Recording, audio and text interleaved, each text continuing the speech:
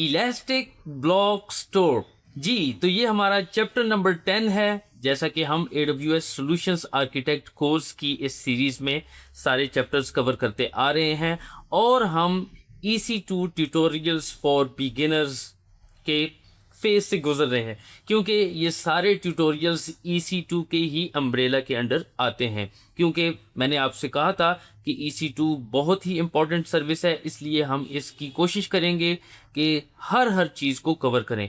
आज हम डिस्कस करेंगे elastic block store EBS volumes. तो उम्मीद करता हूँ आप सब लोग खैरियत से होंगे। चलते हैं अपने चैप्टर की तरफ बढ़ते हैं। आप यहाँ पर देख रहे हैं कि बहुत सारे वॉल्यूम्स जो है ना वो आपको नज़र आ रहे हैं, ठीक है। हर वॉल्यूम का एक आईडी भी होता है और उसकी साथ टाइप भी आ रही है। टाइप के बारे में पिछले चैप्टर में थोड़ा सा मैंने आपको बताया था कि जनरल पर्पस, हम अपनी जनरल पर्पस मशीन्स के लिए यही जो है ना वॉल्यूम टाइप यूज़ करेंगे। अगर हमारी डाटा इंटेंसिव या कंप्यूट इंटेंसिव एप्लीकेशंस हैं तो उसके लिए प्रोविजन IOPS। तो हम, क्योंकि हमारा काम ज़्यादातर जो है ना वो जनरल पर्पस से है, तो इसलिए हम GP3 जो टाइप है वॉल्यूम्स की, EBS वॉल्यूम्स की, हम उसी के साथ ही जुड़े रहेंगे। अब यहाँ पर देख लें, हर वॉल्यूम का साइज भी आ रहा है, IOPS भी आ रहे हैं, यानी इनपुट आउटपुट ऑपरेशंस पर सेकेंड, और थ्रूपुट भी, ठीक है। अगर जैसे मैं आपको बता रहा हूँ ना, बैक प्रोसेसिंग एप्लीकेशंस हैं, डाटा इंटेंसिव एप्लीकेशंस हैं, जहाँ पर आपने इंटेंसिव क्यूरीज वगैरह चलानी है, आपको कंप्यूट पावर चाहिए इनपुट आउटपुट ऑपरेशंस पर सेकंड के लिए ज़्यादा, यानी आपको साइज चाहिए, नंबर यानी 3000 है, 1,00,000 तक चाहिए, तो आप फिर उस हिसाब से इन सारी सेटिंग्स को एडजस्ट कर सकते हैं, कम या ज़्यादा कर सकते हैं। हर वॉल्यूम का एक स्नैपशॉट आईडी आ रहा होता है। यहाँ पर देख लें ये वॉल्यूम किस अवेलेबिलिटी जोन में है, ठीक है। मेरा सारा काम जो है ना वो availability zone US east 1D में हो रहा है। तो क्योंकि 1A 1B 1C 1D बहुत बड़ा रीजन है ये, ठीक है, US ईस्ट। वैसे मेरी मर्जी, मैं किसी भी अवेलेबिलिटी जोन में लॉन्च कर सकता हूँ। मैं ये एडवांस सेटिंग्स में जाके ये चीज़ चेंज कर सकता हूँ कि मेरी वर्चुअल मशीन्स जो है ना इस अवेलेबिलिटी जोन में, इस रीजन के इस अवेलेबिलिटी जोन में लॉन्च हों। वैसे तो हम रीजन्स को भी यानी देख सकते हैं कि किस रीजन में आप लॉन्च करना चाहते हैं। मिसाल के तौर पर हमारे लिए, पाकिस्तान के लिए जो है वो मुंबई भी करीब पड़ता है, बहरीन भी करीब पड़ता है, तो ठीक है, हम उस रीजन में भी लॉन्च कर सकते हैं। बहरहाल यहाँ पर देख लें वॉल्यूम स्टेट कि यार ये जो वॉल्यूम बना हुआ है, आया ये यूज़ हो रहा है या अवेलेबल है। इन यूज़ का मतलब क्या है कि ये किसी न किसी रनिंग इंस्टेंस के साथ जो है ना वो अटैच्ड है, ठीक है। अब मैं इस वॉल्यूम को अगर डिलीट करना चाहूँ भी तो नहीं कर सकूँगा, अभी आपके सामने करता हूँ।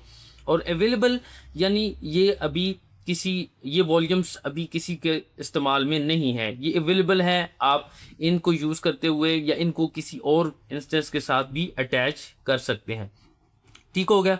और इसके बाद सब अगली settings, status check, initialization state, कोई भी वॉल्यूम जो है वो इनक्रिप्टेड नहीं है, ठीक है, नॉट इनक्रिप्टेड। और इसके अलावा और भी सारी जो है ना वो सेटिंग्स हैं। तो इम्पॉर्टेंट वॉल्यूम स्टेट है, किस अवेलेबिलिटी जोन में है, कब क्रिएट हुई, और IOPS, और इसका साइज क्या है, और इसकी टाइप क्या है, ये सारी चीज़ें यहाँ पर आ गई हैं, ठीक है। अब यानी मैं इधर आपको बता रहा हूँ कि अब जो इन यूज़ वॉल्यूम्स हैं, मिसाल के तौर पर ये वाली वॉल्यूम इन यूज़ है और मैं इसको करता हूँ डिलीट, तो देखें डिलीट की ऑप्शन जो है ना वो डिसेबल्ड है। अच्छा, इसी तरह अगर मैं अवेलेबल जो वॉल्यूम है इसको करता हूँ तो ये डिलीट हो सकती है। क्यों? कहीं भी ये अटैच नहीं है। मिसाल के तौर पर इसको मैं डिलीट करता हूँ, कन्फर्म डिलीट, तो ये वॉल्यूम डिलीट हो जाएगा। क्यों? ये किसी भी इंस्टेंस के साथ अटैच्ड नहीं है, ठीक है। अब मिसाल के तौर पर जो ये है इन यूज़ है तो ये डिलीट है, और ना ही ये डिटैच हो सकती है। अब मिसाल के तौर पर अगर ये इंस्टेंस चल रहा है, ठीक है, और मैं इसको डिटैच करूँगा तो ये एक बहुत ही बैड प्रैक्टिस भी है और मुझे डिटैच करने भी नहीं देगा। देखें, फेल टू डिटैच वॉल्यूम, क्योंकि ये जो है ये इस इंस्टेंस की, या देखें एरर को पढ़ने की भी कोशिश किया करें कि ये वाला volume unable to detach root volume, अव्वल तो ये रूट वॉल्यूम है, ठीक है। यानी आप अपने आप को समझाने के लिए ये कह सकते हैं कि ये मेन वॉल्यूम है, रूट वॉल्यूम है इस इंस्टेंस का, और इसलिए आगे इंस्टेंस आईडी भी आ रहा है, ठीक है। इस इंस्टेंस का ये रूट वॉल्यूम है, आप इसको जो है ना कतई डिटैच भी नहीं कर सकते, ठीक है। डिलीट तो है ही डिसेबल्ड, आप इसको डिटैच भी नहीं कर सकते। इसके लिए क्या प्रैक्टिस है, पहले आपको उस इंस्टेंस को स्टॉप करना होगा, स्टॉप करने के बाद हम डिटैच या अटैच कर सकते हैं। मिसाल के तौर पर इसी इंस्टेंस को ही मैं ले लेता हूं, यहां पर आता हूं, ठीक है, कॉपी किया मेरे साथ, और डैशबोर्ड में आए, इंस्टेंसेस में जाएं, सॉरी यहाँ पर से भी जा सकते थे, खैर, और इसके बाद किसी भी इंस्टेंस को यहाँ से आप फाइंड भी कर सकते हैं, ठीक है, इंस्टेंस आईडी के साथ। और मैं देखता हूँ ये कौन सा इंस्टेंस है, और लोड हो जाए। क्यों भाई, क्यों टाइम ले रहे हो? ये है dev VM1, ठीक है। इसको अगर मिसाल के तौर पर मैं फिलहाल स्टॉप कर देता हूं, और इसके बाद यहां पर आता हूं, स्टॉप करता हूं। स्टॉप करने के बाद फिर उसी वॉल्यूम को, ठीक है, यहां से मैं उसी वॉल्यूम का आईडी ले लेता हूं दोबारा, क्योंकि वो मैं कॉपी नहीं कर सका, ये वाला वॉल्यूम है। अब इसी को हम जो है ना, क्योंकि इंस्टेंस हमने देखें आपके सामने स्टॉप कर दिया है, अब इसी को मैं कॉपी करता हूँ वॉल्यूम आईडी को, और यहाँ पर इसको सेव कर लेता हूँ। ये पिछले लेक्चर के वॉल्यूम्स थे, यहाँ पर इसको मैं सेव कर, ओहो कॉपी नहीं हुआ, कॉपी किया जी, यहाँ पर उसको सेव किया। वैसे ये लोड बैलेंसिंग का वर्चुअल मशीन है, जो लोड बैलेंसिंग वाली टेस्टिंग वगैरह मैं कर रहा था, इंशाल्लाह अगले चैप्टर में आएंगे ये वाली इस तरफ, लोड बैलेंसिंग और ऑटो स्केलिंग, तभी ये सारा मॉड्यूल कंप्लीट होगा इसी टू का। तो अच्छा जी, स्टॉप हो चुका है। अब मैं आ जाता हूँ वॉल्यूम्स में, वॉल्यूम्स में आया। अब इसके बाद ये पुराना एरर है, घबराना नहीं आपने, ये वाला, ठीक है जी। अब देखें, इसको मैं यहां से डिटैच अब कर सकता हूं, ठीक है, डिटैच किया, यहां से देखें तो देख लिया आपने कि किसी भी इंस्टेंस से किसी भी वॉल्यूम को डिटैच करने से पहले आपको उस इंस्टेंस को स्टॉप करना पड़ेगा। अब मिसाल के तौर पर वॉल्यूम डिटैच हो गया, अब मैं दोबारा जाता हूं, उस इंस्टेंस को स्टार्ट करने की कोशिश करता हूं, इंस्टेंसेस में आ गया, और यहां पर मैं करता हूं स्टॉप्ड। भाई जो स्टॉप्ड इंस्टेंसेस हैं वो मुझे बताओ, और इसको मैं, क्योंकि वॉल्यूम डिटैच्ड है, अब यहां से मैं उसको स्टार्ट करने की कोशिश करता हूं, तो देखते हैं क्या कहता है। क्यों कि इसके साथ कोई भी वॉल्यूम अटैच नहीं है, भाई ये आप इंस्टेंस स्टार्ट ही नहीं कर सकते, तो एक वॉल्यूम का होना ज़रूरी है, क्योंकि इसके साथ था ही एक वॉल्यूम, और वो भी था रूट। तो इसलिए अब मैं दोबारा इसी इंस्टेंस के साथ जो है ना वॉल्यूम अटैच कर देता हूँ। तो बेसिकली यानी समझाने का मतलब ये है कि किसी भी इंस्टेंस से किसी भी वॉल्यूम को हम डिटैच करके किसी और इंस्टेंस के साथ भी अटैच कर सकते हैं। तो ये अटैचमेंट डिटैचमेंट जो है ना वो चलती रहती है। अभी मैं दोबारा यहाँ पर आता हूँ और इसी वॉल्यूम को अटैच कर दूंगा, तो वो उसी इंस्टेंस के साथ जो है ना वो अटैच हो जाएगा। ये आ गया। अब यहाँ पर देखें, अवेलेबल है, पहले था इन यूज़, अब ये अवेलेबल है, तो इसको मैं डिलीट भी कर सकता हूँ, लेकिन अभी फ़िलहाल मैं इसको अटैच करता हूँ, अटैच वॉल्यूम, ठीक है। किस इंस्टेंस के साथ करना है? किसी भी इंस्टेंस के साथ कर सकते हैं, किसी और इंस्टेंस के साथ। तो हमारा था dev VM1, ठीक है, और डिवाइस नेम आप यही रख लें और अटैच वॉल्यूम कर देते हैं, ठीक है। जो ही इसके साथ अटैच होगा, अब इंस्टेंस को मैं स्टार्ट कर सकता हूं।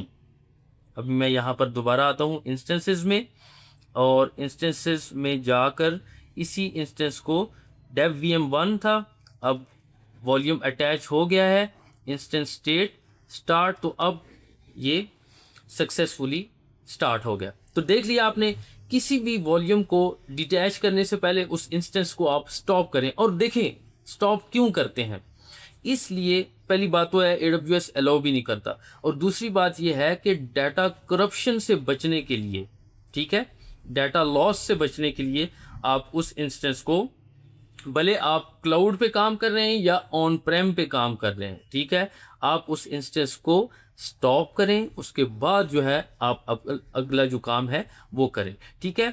अब यहाँ पर यही अब जो है ना वॉल्यूम है, इसी वॉल्यूम के पीछे हम जो है ना हाथ धो के पड़ जाएंगे।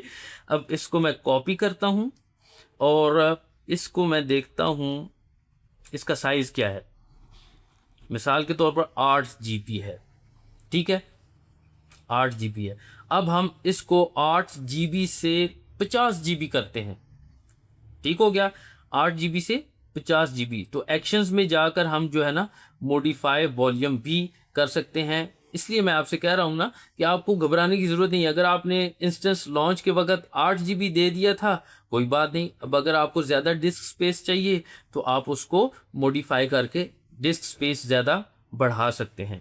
यहाँ पर अब मॉडिफाई वॉल्यूम, तो इसलिए अब क्योंकि मैं यही कहूँगा कि जिस इंस्टेंस के साथ ये अटैच है पहले हम उसको स्टॉप करें, स्टॉप करने के बाद जो है हम उसको मॉडिफाई करें।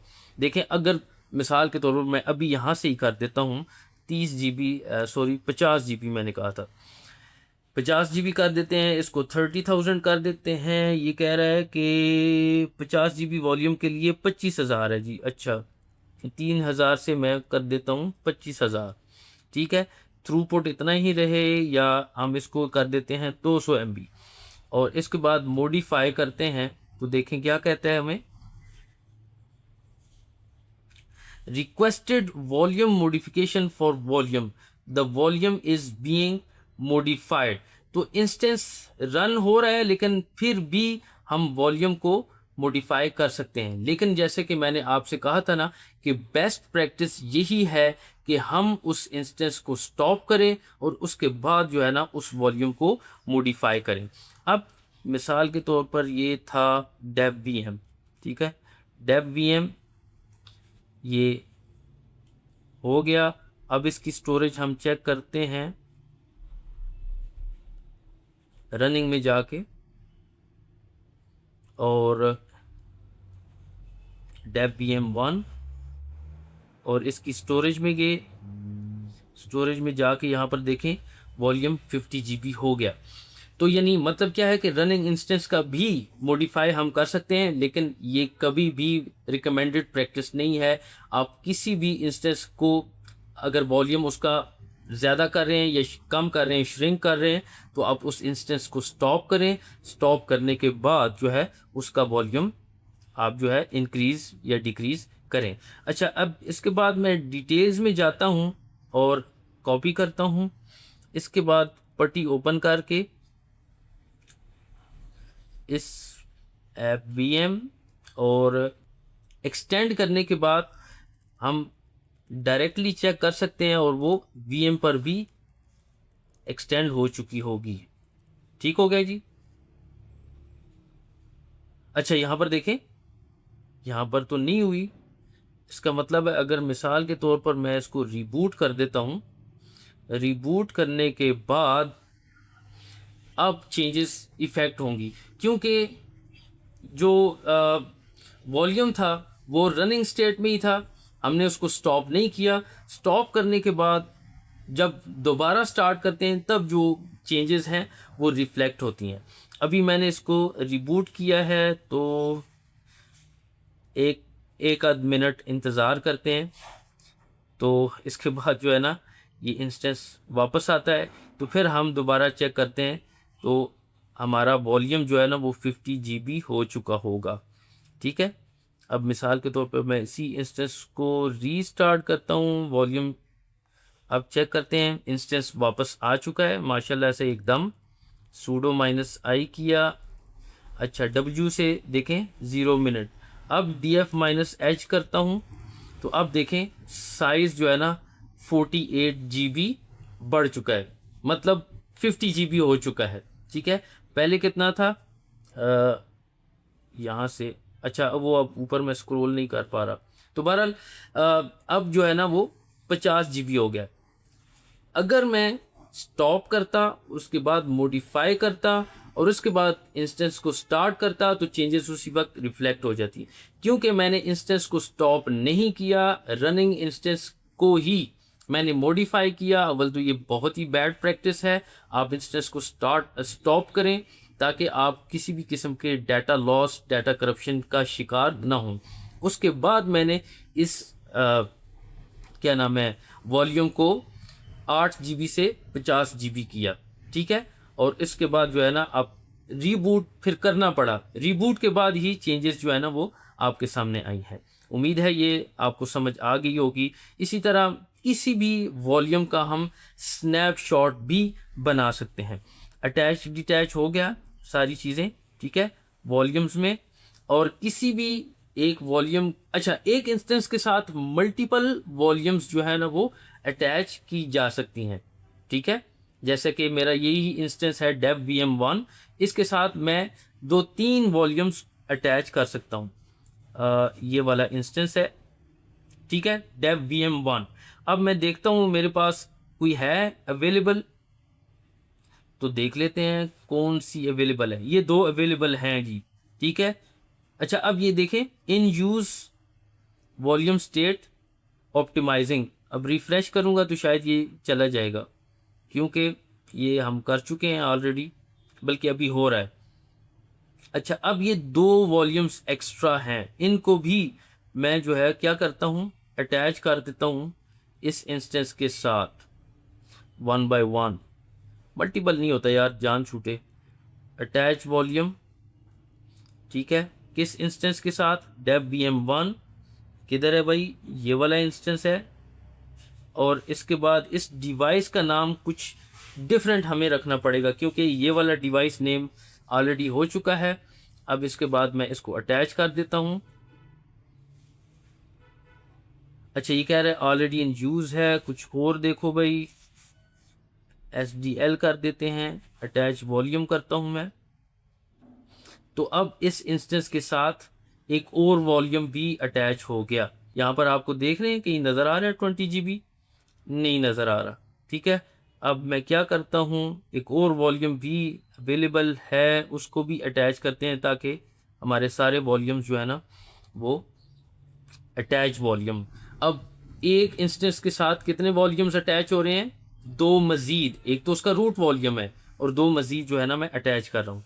ठीक है, यहाँ पर आ जाएं dev VM1। अब डिवाइस नेम कुछ और रख लेते हैं ताकि जो है ना, अब देखें ये अब यूज़ हो चुकी है, इसका नाम रख लेते हैं। ठीक है, डिवाइस नेम। अब एक इंस्टेंस dev VM के साथ 3 वॉल्यूम्स अटैच हो चुके हैं। इंस्टेंसेस में जाएं, सिंपल चीज़ें हैं, देख लें, कोई इतना मसला नहीं है। विज़र्ड्स हैं सारे, सारा ग्राफिकल है, बस आपने खाली प्रैक्टिस करनी है। अब रूट इसके स्टोरेज में जाएं, ठीक है, वही इंस्टेंस, और रिफ़्रेश करें। अगर चेंजेस यहाँ पर आपको नज़र नहीं आ रही तो रिफ़्रेश कर लें। अब इसके साथ अब देखें, पहले तो एक वॉल्यूम था, अब देखें 2 वॉल्यूम्स मज़ीद अटैच हो चुके हैं। तो यही मैं आपको बताना चाह रहा था कि देखिए यहाँ पर अब मैं df-h करता हूँ तो यहाँ पर मुझे अपनी नई वॉल्यूम्स नज़र नहीं आ रही, लेकिन वो सिस्टम के साथ अटैच हैं, इस VM के साथ अटैच हैं, जैसे fdisk-l। तो अब हम जल्दी से ना 3-4 कमांड्स हैं वो भी सीख लेंगे कि किस तरह। अब ये देखें 20 GB की नज़र आ रही है, ये नज़र आ रही है, ये भी नज़र आ रही है।